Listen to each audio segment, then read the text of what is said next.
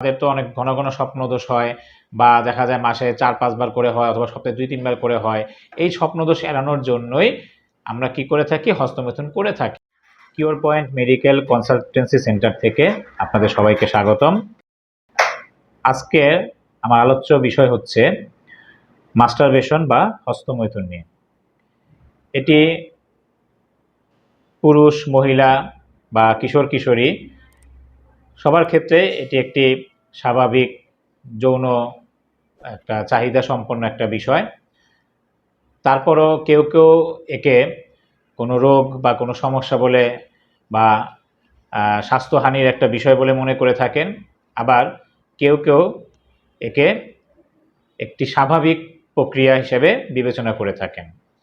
তো আমি যে বিষয়গুলো নিয়ে কথা বলবো আজকে, আলোচ্য বিষয়টা যাবে হচ্ছে পুরুষদের ক্ষেত্রে বা কিশোর বয়সের যারা বা যুবক বয়সে যারা, তাদের জন্য যে হস্তমৈথুন বা মাস্টারবেশনের যে তাদের একটা অভ্যাসগত একটা ব্যাপার যে থেকে থাকে, এর প্রভাবে স্বাস্থ্যের কী ধরনের ক্ষতি হতে পারে, পরবর্তীতে বিবাহিত জীবনে কী ধরনের প্রভাব হতে পারে, বা তার শারীরিক মানসিক যে সুস্বাস্থ্যের উপর তার কী প্রভাব পড়তে পারে, এই বিষয়গুলো নিয়ে আজকে কথা বলবো। প্রথমে বলে রাখি, ধর্মীয় বিষয়ে এই মাস্টারবেশন বা হস্তমৈথুন বিষয়টি সম্পূর্ণ নিষিদ্ধ। বেশিরভাগ ধর্মের মধ্যেই হস্তমৈথুন করাকে অনেক বড় পাপ বলে অভিহিত করা হয়েছে। আমি ধর্মীয় বিষয়ের দিকে যাব না, তবে মেডিকেল সায়েন্সে এর পক্ষে বিপক্ষে অনেক মতান্তর আছে। সেই বিষয়গুলো নিয়ে আজকে আমরা আলোচনা করব। প্রথমেই বলে রাখি যে হস্তমৈথুন বা মাস্টারবেশন আসলে জিনিসটা কি।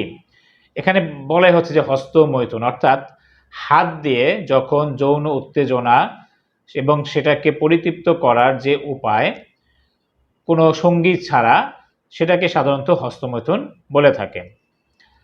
সাধারণত কিশোর বয়সে বা যখন তাদের যে পিউবার্টির সময়, তাদের যৌবনের শুরুতে একটা শারীরিক চাহিদার কারণে অনেকে নানা রকম যৌন উত্তেজনা অনুভব করে থাকেন।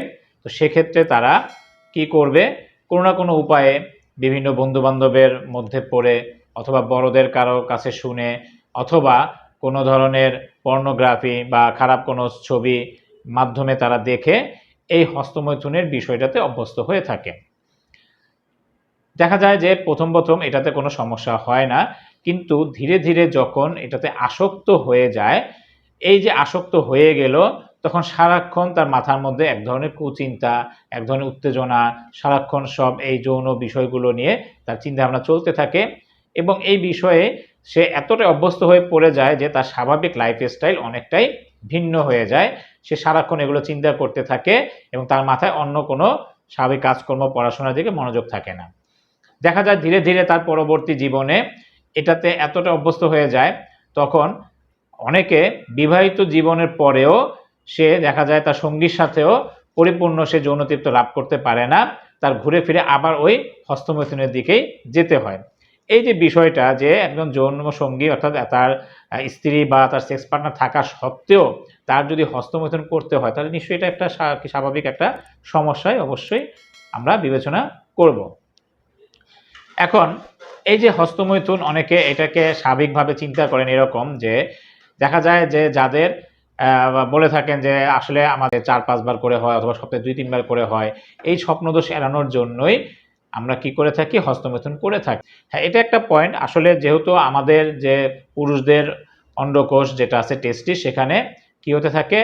স্পার্ম বা শুক্রাণু তৈরি হয়ে থাকে এবং এই শুক্রাণুগুলো বীর্যের মাধ্যমে যখন জমতে থাকে, এটা প্রতিদিনই তৈরি হয়, কিন্তু জমতে জমতে এক পর্যায়ে সেটা কি হয়?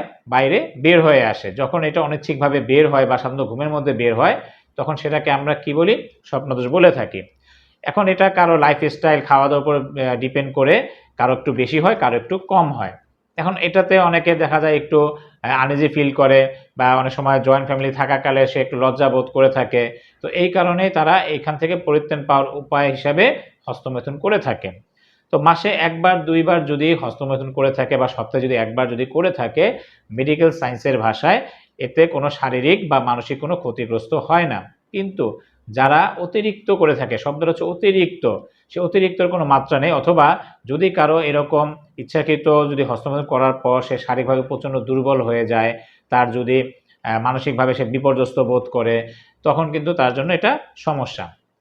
তো যাই হোক, যদি আমরা কখন চিকিৎসকের কাছে আসব যদি সেটা বিবেচনা করি, তাহলে যদি কারো অতিরিক্ত হস্তমৈথুনের অভ্যাস থেকে থাকে, যে এমন হয় সর্বদা মাথায় শুধু তার সেক্সুয়াল জিনিসগুলো চিন্তাভাবনা হয়ে থাকে, অথবা সে সর্বদা নির্জন জায়গাগুলো খুঁজতে থাকে, রাতে 2 বার 3 বার করতে থাকে, এবং কারো দিকে কোনো মানে মেয়েদের দিকে তাকালে বা কোনো ছবি দেখলে, কোনো ফিল্ম দেখলে তার মধ্যে যৌন উত্তেজনা তৈরি হয়, এবং সে সাথে সাথে কী করা হয়, হস্তমৈথুনের দিকে যদি সে চলে যেতে থাকে, তাহলে এই বিষয়গুলোর জন্যই বিশেষ করে প্রাথমিকভাবে কাউন্সেলিং করার জন্য প্রথমে চিকিৎসকের শরণাপন্ন হতে হবে। আমরা কাউন্সেলিংয়ের মাধ্যমে তাদের সাথে ডিসকাস করে থাকি, এর বিভিন্ন ক্ষতিকর দিকগুলো তুলে থাকি, এবং তাদেরকে এখান থেকে বিরত রাখার নানা রকম উপায় বলে দিয়ে থাকি। পাশাপাশি যাদের অতিরিক্ত থাকে, তখন আমরা মেডিসিনের জন্য পরামর্শ দিয়ে থাকি। আমাদের হোমিওপ্যাথির মতে বিভিন্ন ধরনের ওষুধ আছে এখানে কুফল থেকে রক্ষা পাওয়ার জন্য, শারীরিক বা মানসিকভাবে সুস্থ থাকার জন্য নানা রকম ওষুধ আছে। অনেক সময় দেখা যায় ছোট ছোট বাচ্চাদেরও তারা কি করে, এরকম তারা হস্তমৈথুন করে না, বা তারা দেখা যায় তাদের যে জেনিটাল অর্গান আছে সেটা নিয়ে টানাটানি করতে থাকে, কোনো কিছুর সাথে ঘষতে থাকে, বিছানার সাথে ঘষতে থাকে।